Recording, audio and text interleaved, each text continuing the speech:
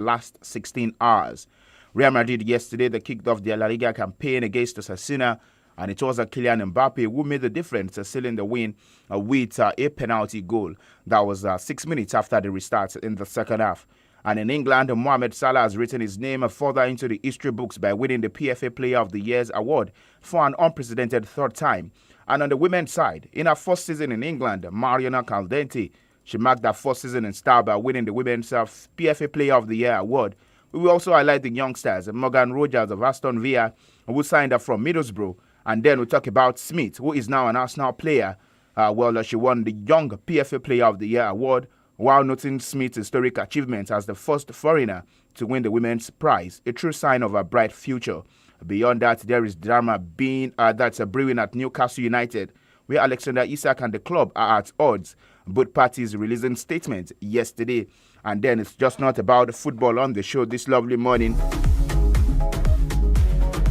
We will also take you courtside as well with updates from the US Open, where, of course, we are building up to the last major Grand Slam of the year 2025.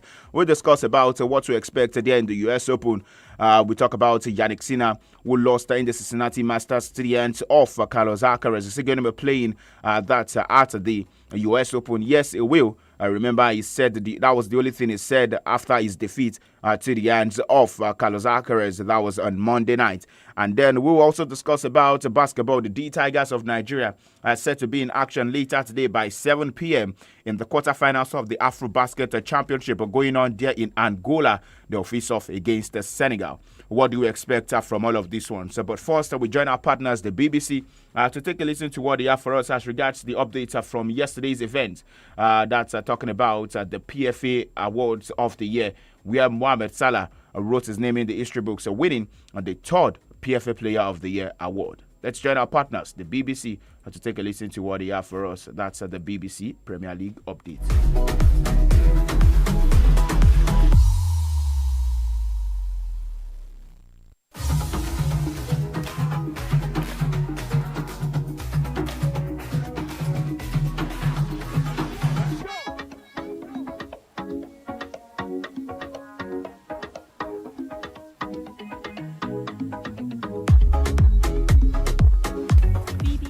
Premier League update from the home of Premier League football.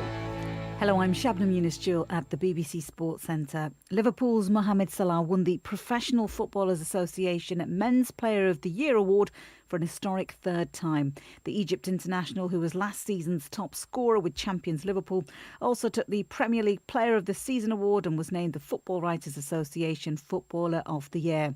Aston Villa midfielder Morgan Rogers was named Young Player of the Year. He helped Villa finish 6th in the Premier League last season and got a first senior England call-up. Yeah, it's been a surreal kind of 12 months, 2 years of how things can go up and down and how things can turn quickly. And yeah, I'm so delighted, so honoured to be here around such great players. And yeah, it's such an honour to get this award, and I'm so thankful for everyone that voted for me. Meanwhile, Newcastle's Alexander Isak has spoken for the first time since the saga around his future began, confirming on social media that he chose not to attend the PFA ceremony. He said the club has known his position for a long time, and when promises are broken and trust is lost, the relationship can't continue. It's almost 20 days since Newcastle rejected Liverpool's bid for the Sweden international, who remains in a standoff with the club over his future. Celtic manager Brendan Rodgers has declined to comment on reports linking former Leicester striker Jamie Vardy with a move to Parkhead. Reports on Monday claimed that 38-year-old Vardy had his heart set on a move to Celtic Park after leaving Leicester at the end of last season. Listen, I would not speak about any individual player. Of course, I worked really well with Jamie. He was brilliant for me in my time at Leicester. So, but no, there's been so many names floated about, so but I wouldn't disclose either way.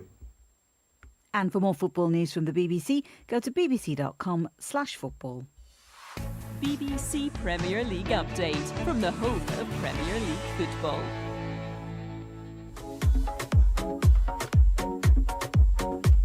All right, there you heard the BBC Premier League update, but still staying with English football. These are the updates from the games that went down yesterday in the UEFA Champions League qualifications. Well, I remember I told you that Red Star Belgrade would be playing against Paphos yesterday, but Paphos from Cyprus defeated Red Star Belgrade by 2-1. Ferencváros from Hungary also they lost to the hands of Karabakh from Azerbaijan by 3-1. And at the Ibrox yesterday, it was Rangers through the desert side that lost 3-1 to the hands of Rafael Onyedika's Club Brugge. But let's take a listen to the words of their manager, Russell Martin, speaking about the attitude in which the players gave yesterday as they face elimination from the UEFA Champions League. The words of Russell Martin, head coach of Rangers Football Club. There's been a fragility of this club for a long, long time, so it's not a new thing. So when I talk about change and changing habits and trying to act in a certain way all the time is not easy. So when I say as a club we didn't react very well to them moments, we didn't. Like players, supporters, everyone, because the club's had a lot of pain over the however many years, bar one season I think, in the last 14 or 15 years. So that for the players is really difficult to work through and get over. The fact they did at half time in the second half, they were fantastic. I think gives us a lot of excitement and hope for what's going to come. But we have to, and the fans are so entitled to their opinion. They are the most important people at the football club. And in the second half, I'll say it again, they were fantastic, really, really top. And the team is going to need them. We are going to need to grow together and work together to achieve what we all want, because we're all here for the same reason. All right, today listening to the words of Russell Martin, head coach of Rangers Football Club of Scotland, reacting after their defeat to the hands of Club Brugge yesterday by 3-1. But the action continues later today, where we'll talk about the UEFA Champions League, where Basel will be up against Copenhagen, Bodo Glimt will be up against Stormgrass, Celtic will be up against Kiryat Almaty, and Fenerbahce will be up against Benfica. That's another tough pairing in a bid to qualify for the UEFA Champions League. But let's move away from that and also discuss about football on the continent. And this is as regards to Chan Eagles. Yes, for Nigeria, we won yesterday by 2-0, but that is the end of the road for Nigeria. And also Congo in a bid to play at the African Nations Championship, also dubbed the Chan Tournament. Nigeria won yesterday by 2-0. And then I tell you that there were some historic moments in that game where Akot became the youngest player to represent Nigeria at the age of 15. Well, Anas Yusuf, who was the top scorer in the NPFL, scored the goal 4 minutes before the hour mark, and in the 9 minutes of that game, Sikur Alimi doubled the advantage in the stoppage time. Well, Eric Chelside, they finished the third in Group D with 3 points from 3 games. And for Congo, they were also eliminated from the Chan 2024 finals following the defeat. Not the best for Nigeria, not the best for Congo, but Sudan and Senegal, and they scaled through as they are out of the group stage. And the quarterfinals appearing are also concluded. We'll talk about the Chan tournament. We talk about the quarter-final pairings. We would have Morocco against Tanzania, Kenya against Madagascar, Uganda against Senegal, and Sudan against Algeria. The quarter-final games are set to be played on Friday and Saturday. So it's still about the African Nations Championship. But moving away from that, also we'll discuss about some other sporting stories which definitely involves Spanish football. Yesterday I told you that Real Madrid defeated Osasuna in their La Liga opener by a 0-0, struck from the penalty spot from Kylian Mbappe as the dog Osasuna on a Tuesday, that was yesterday, to make a winning start in La Liga under new coach Xabi Alonso. But for Xabi Alonso, he has praised the impact of Real Madrid's new signings, including debutant Franco Mastaciano, after the team defeated Osasuna. 3 of Real Madrid's summer's recruits, that's Trent Alexander-Arnold, Dean Olgerson, and Alvaro Carrias, well started for Real Madrid at the Santiago Bernabeu, where Matstodo was introduced as a second-half substitute and impressed in this time on the pitch. And the head coach of Real Madrid, that's Xabi Alonso, he said that the new signings were good, everyone has landed on their feet.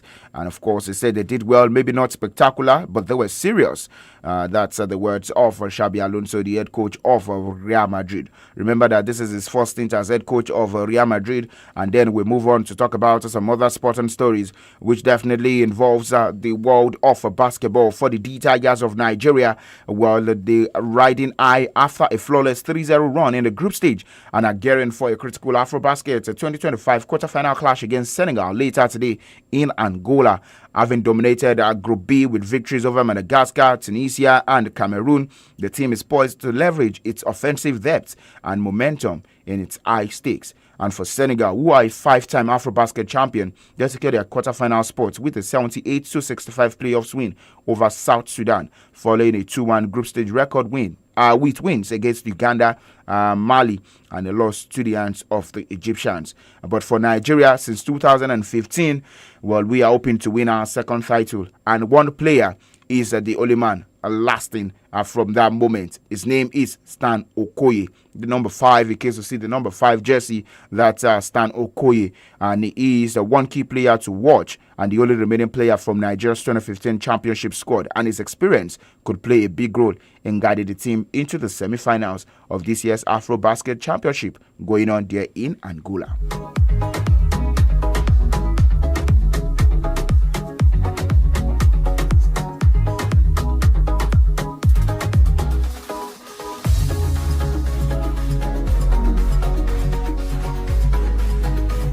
Alright, so still talking about updates from the world of football. France midfielder André Rabiot and English winger Jonathan Rowe has been placed on the transfer list by Olympique Marseille due to unacceptable behavior in the dressing room after last week's Ligue 1 loss to Stade Rennais.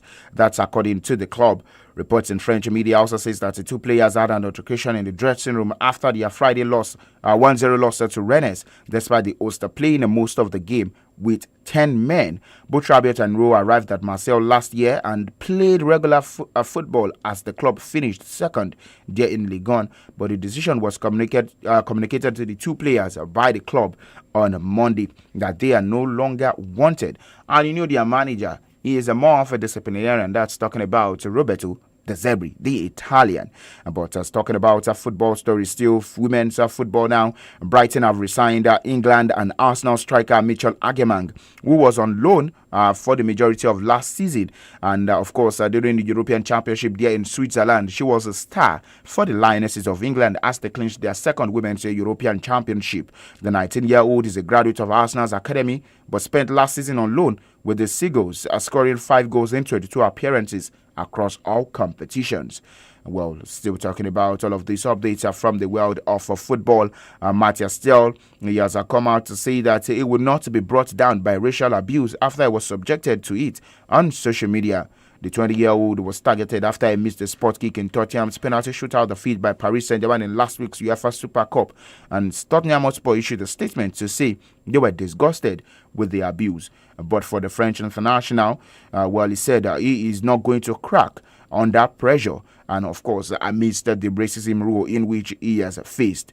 But we'll come later in the afternoon to discuss about Alexander Isak and the Newcastle Football Club after both parties released a statement yesterday. But this is how far we can go on today's edition of the show. We'll come later in the afternoon by 3:30 to discuss more sporting stories making rounds in the world of sports. I am SAMIES, your sports captain. I say do enjoy the rest of the day, and bye for now.